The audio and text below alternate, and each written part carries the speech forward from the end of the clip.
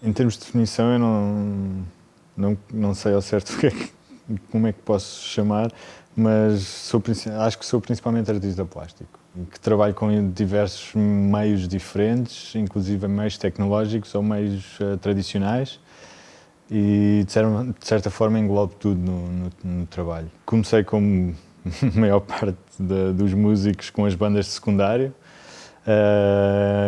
que depois se desenvolveu um pouco mais a sério quando entrei para a universidade. Alguns projetos musicais mais que tiveram algum destaque a nível nacional, e depois paralelamente eu sempre tive a minha carreira a solo, com os meus projetos a solo, mais na área da eletrónica experimental e da música improvisada, e por aí eu também cheguei à arte sonora e comecei a trabalhar muito em instalações de arte sonora, e posteriormente as artes plásticas vieram quase como sentido lógico do percurso, e comecei a trabalhar muito mais nas artes plásticas e a desligar-me um pouco tanto mais da instalação de sound art, mas para ser uma instalação ou um projeto de artes, que eu digo artes plásticas, poderás-se chamar new media ou intermédia ou esses nomes que aparecem hoje em dia, mas eu acho que trabalho com artes visuais, artes plásticas, porque são materiais plásticos e são objetos visuais, portanto. Um desses projetos mais quase de charneira, que definiu um pouco o meu percurso posterior, foi um projeto que eu submeti para a Bolsa Ernesto Sousa, da Arte Experimental Intermédia da Gulbenkian e da FLAD, e com esse projeto eu recebi uma bolsa para ir para Nova Iorque durante 3 meses, trabalhar nesse projeto e apresentá-lo lá pela primeira vez.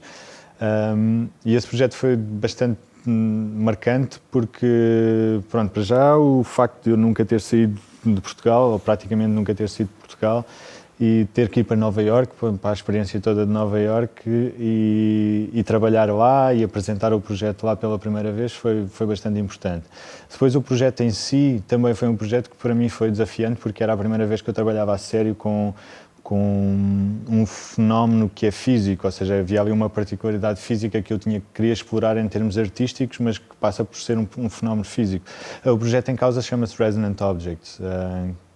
Ainda apresentei este mês de novembro no Teatro Maria Matos e já foi possivelmente a sua 15ª apresentação. O projeto já ganhou, para além da Bolsa Ernesto Sousa, teve já essas 15 apresentações pela Europa, vários sítios da Europa. Teve na inauguração do Museu Nam June Paik na Coreia, teve em São Paulo, no Festival File. Mas foi um projeto importante para mim, porque foi um projeto que ou seja, o projeto foi de 2005 e eu ainda apresentei agora em novembro.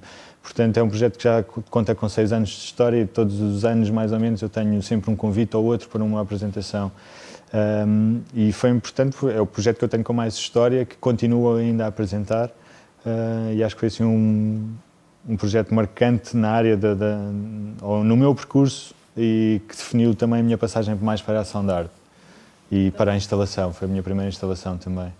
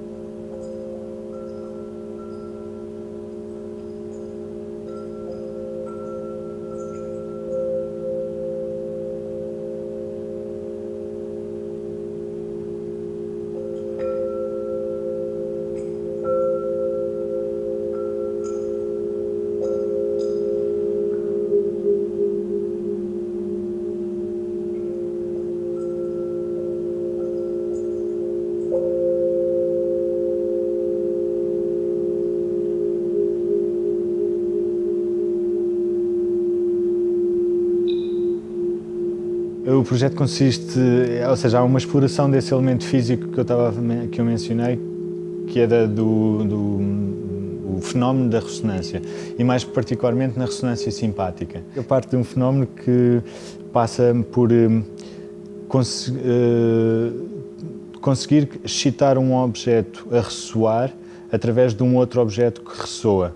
Ou seja, há um exemplo bastante conhecido que é o exemplo dos diapasões de guitarra. Se nós tivermos 2 diapasões de guitarra e se tivermos um diapasão parado e se excitarmos outro diapasão e colocarmos próximo, não precisa de ser lado a lado, mas próximo do primeiro diapasão que estava parado, o primeiro diapasão começa a ressoar e chama-se a esse fenómeno a ressonância por simpatia.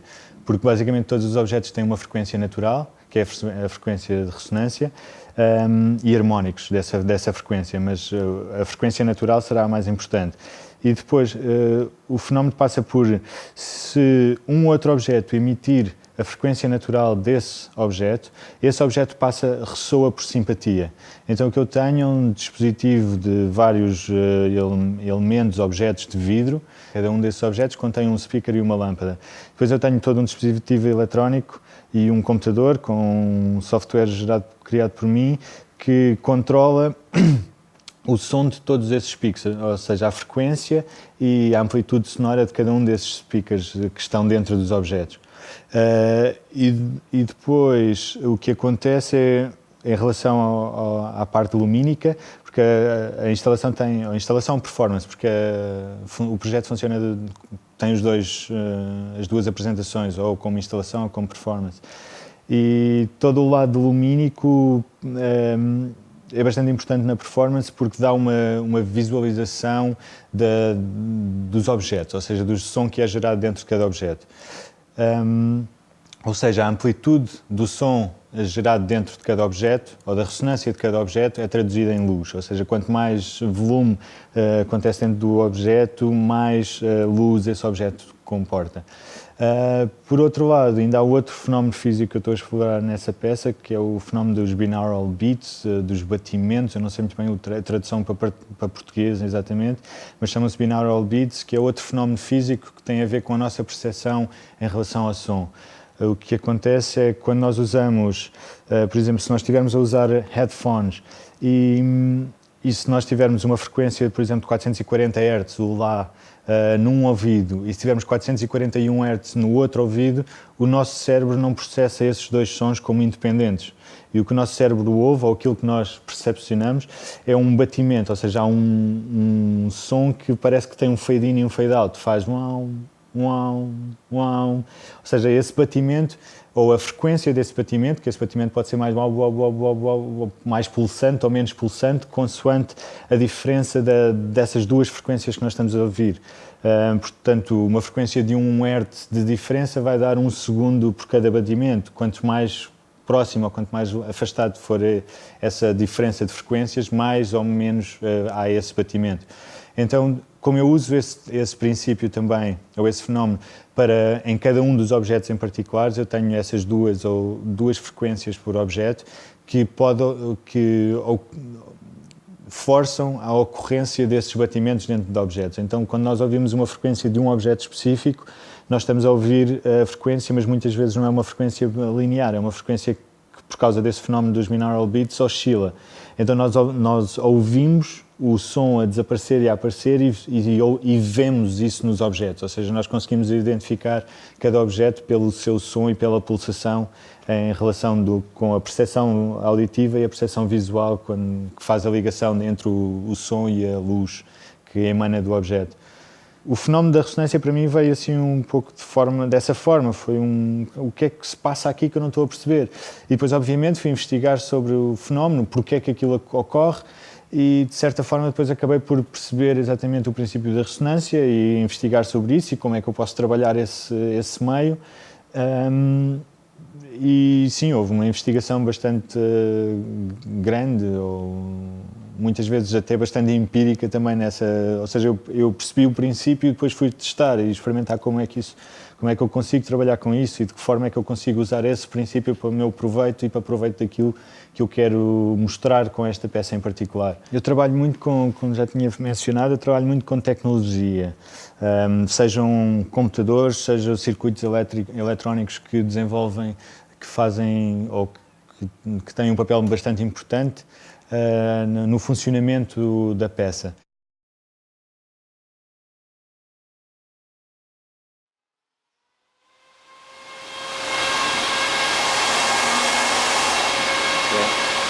Pois.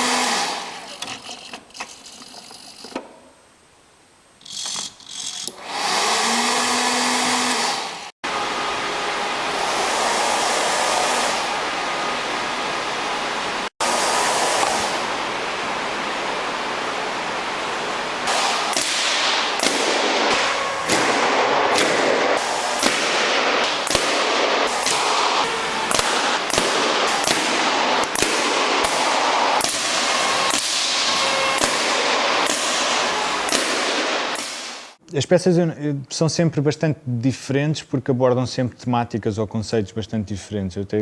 Acho que as peças são, de certa forma, bastante conceptuais e a forma que elas tomam, para mim, esteticamente, a forma não é tão importante.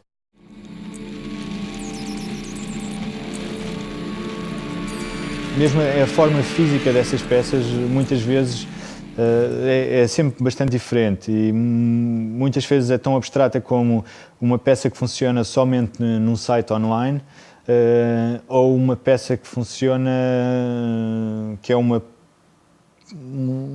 elemento bastante pequeno, uma caixa bastante pequena que tem algum comportamento particular, ou uma instalação que pode ocupar toda esta sala. Portanto, o tamanho, a dimensão, a forma, a estética de cada uma das peças varia sempre do conceito que está por trás dessa peça. Por isso é que eu não consigo dizer que sou mídia ou não sou mídia, porque às vezes eu trabalho com desenho, às vezes eu trabalho com programação, então não consigo dizer qual é que é o meu campo de trabalho ou qual é que é o meu meio, porque eu uso meios consoante o conceito que eu quero trabalhar.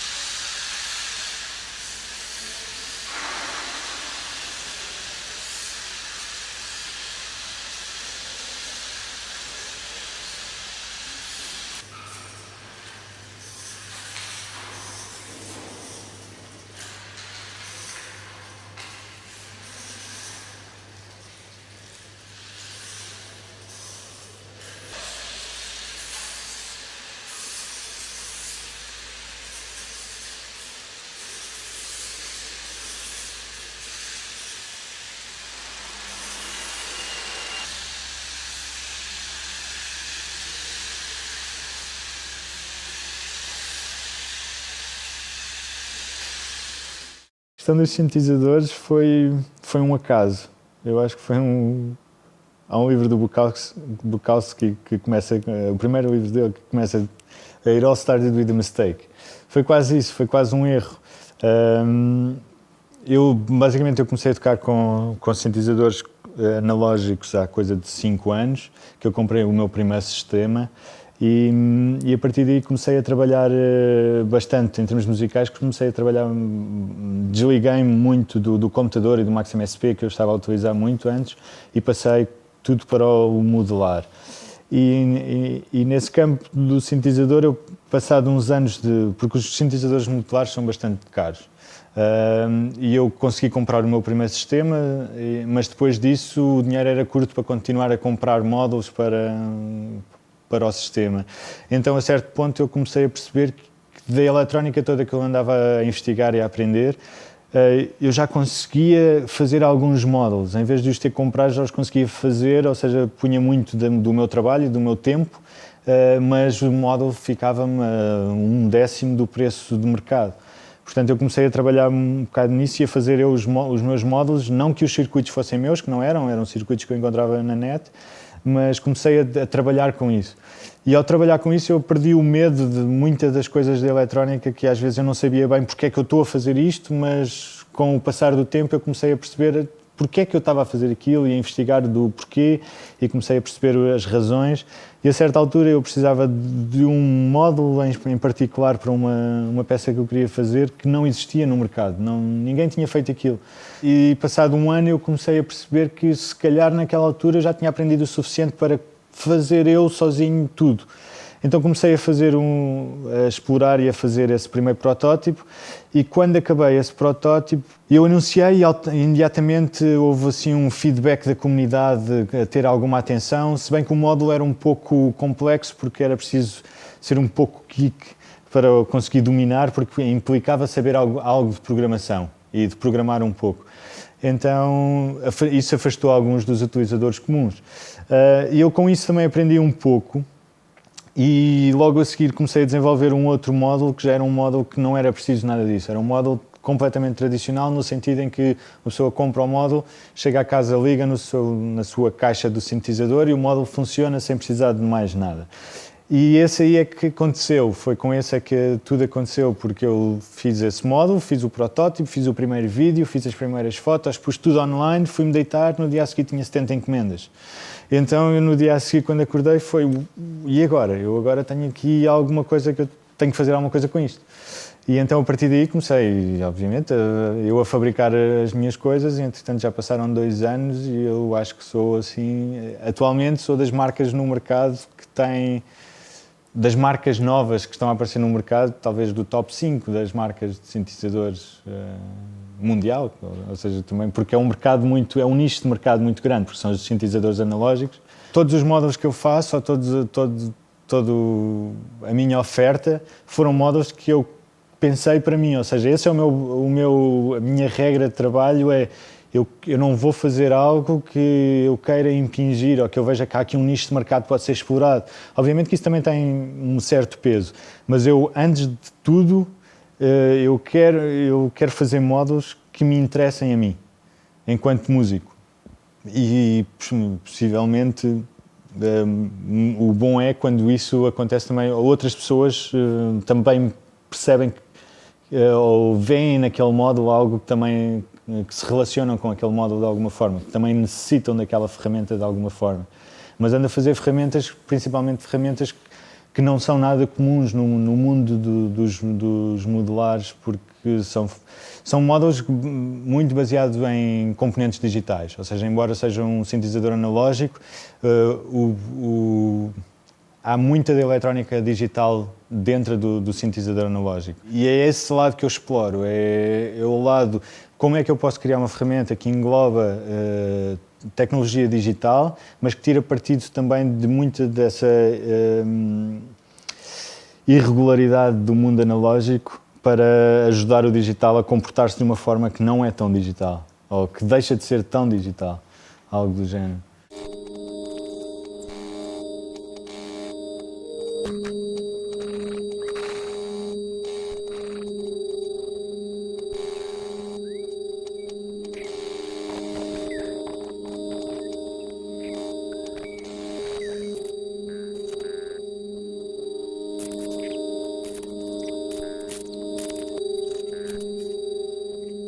O vir para a Católica para o doutoramento foi algo que eu já tinha ideia há alguns anos. Já me tinha candidatado a um mestrado nos Estados Unidos, em qual fui aceito, mas não obtive bolsa, então não consegui, não conseguia comportar os custos. Mas era uma coisa que já andava na minha cabeça há algum tempo, ou seja, de voltar à academia de forma a poder ter mais tempo para investigar sobre e aprender, ou seja, consolidar o conhecimento que eu andava a aprender de forma empírica. E foi através de alguns amigos que já estão no doutoramento que eu tive conhecimento do doutoramento, e quando vi o programa e algumas recomendações desses amigos, eu achei que realmente se calhar fazia sentido, porque eu sabia também que não queria sair muito de Portugal, ou seja, ir para fora de Portugal para um doutoramento não me estava a fazer sentido nesta altura da minha vida. E a Católica parecia-me bem, pronto, embora fosse no Porto e eu resido em Lisboa, não é assim tão distante e eu gosto imenso do Porto, tenho imensos amigos no Porto, então era uma forma também de eu me relacionar mais com o Porto. E o programa de estudos pareceu-me super interessante e não havia mais nada em Portugal com o mesmo foco. E eu achei que deveria ser um programa interessante e cá estou a gostar. Tinha algumas ideias em termos de investigação, do que é que queria investigar, mas acabei por me ligar ao trabalho que tenho andado a desenvolver, ou à pesquisa que tenho andado a desenvolver dos sintetizadores. Ou seja,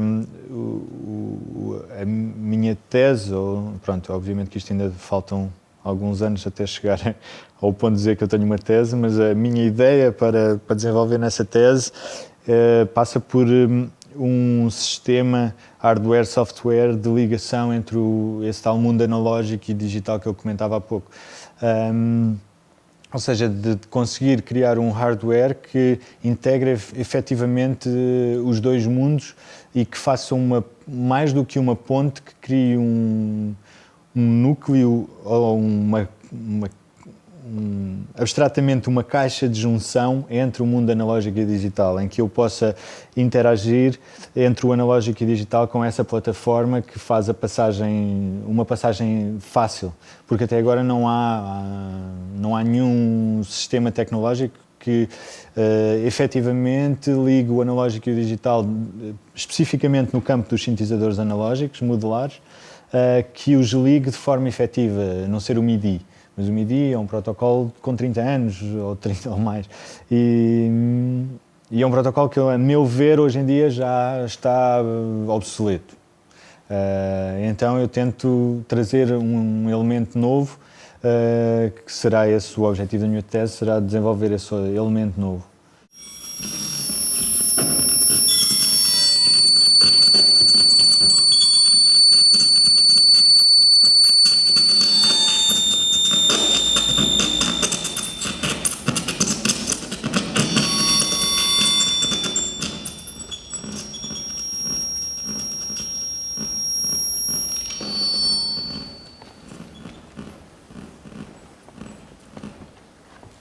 Então eu não tento fazer grandes planos, porque uma pessoa com planos tende a ter desilusões,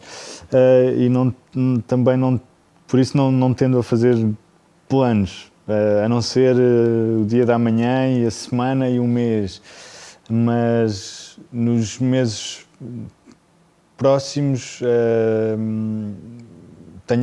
estou a trabalhar em 3 ou 4 instalações novas, que são todas, que é o bom é que são todas comissões, então vou ter a oportunidade de trabalhar nessas peças mais a sério. Uma delas em Ljubljana, na Eslovénia, agora no próximo mês. Depois também estarei na Guimarães, capital da cultura, durante 2012. E há mais duas que agora não me recordo exatamente.